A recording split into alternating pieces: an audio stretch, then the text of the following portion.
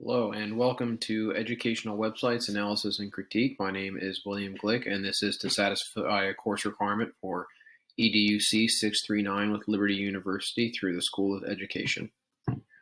So today we're going to talk about what makes a good blog. We'll talk about the three different sites that we're going to look at today, including 2 cents worth, high tech expectations, and never-ending search. Then we'll wrap up with a conclusion and go over the references that we use today. So what makes a good blog? So a good blog should be informative. They should have some kind of content that is related to a topic that's tied together, that's both catchy and interesting. We'd like to see a little bit of what a little personality blended into the blog. However, it should not be overly biased towards one viewpoint or another.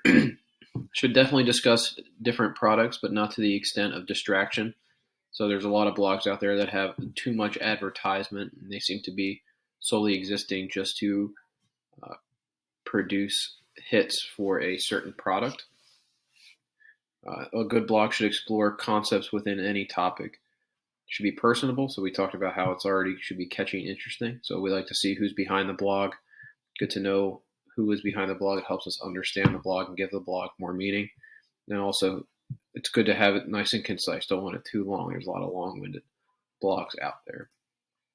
So the first blog we're going to look at today is 2 cents worth. So 2 cents worth. So who is the host of this blog online? So David Warlick. He's claims to be 40-plus year educator.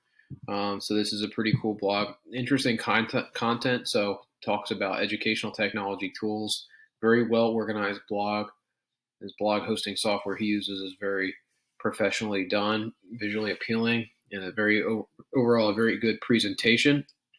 Discusses digital citizenship and how EdTech relates to back to learning for a future role within society for those that use educational technology tools. He also talks about some products within the blog that are very useful to educational technologists and instructors. However, with this blog, there's a lot of off-topic blog posts. So this blog also doubles as this person's personal blog, it seems. So political commentary, some things that are like a little off-catching from what you would expect to see in an educational technology blog. Has not been updated in over a year, so some of the things on here are a little outdated.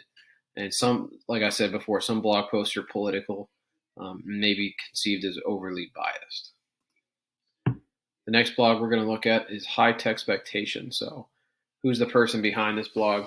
Lucy Gray, a self-purported educational technologist, is behind this blog. So this blog has some really good, engaging, fiery posts about educational technology and learning in the classroom. Applies to learning in the classroom at all levels, which was a cool thing about this blog. It wasn't just about pedagogy. She talked about andragogy as well, adult learning. So very interesting. A lot of recent updated content. This blog is actively maintained. It seems to be almost weekly that a new blog post comes out on this blog.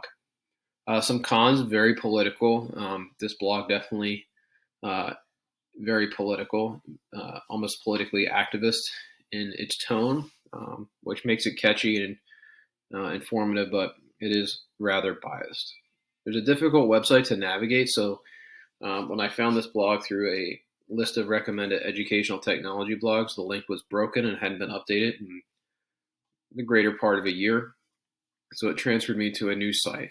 So she used different blogging hosting software to put forth the new version of high tech expectations. So a little hard to navigate.